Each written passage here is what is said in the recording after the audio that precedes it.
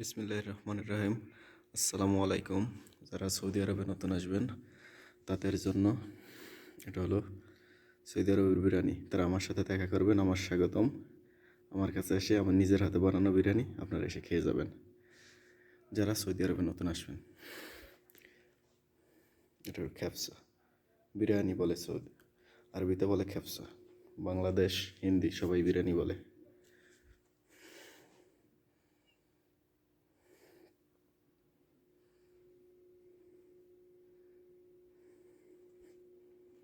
দেখছেন বড় একটা প্লেট, সৌদিরা একসাথে বসে খায়।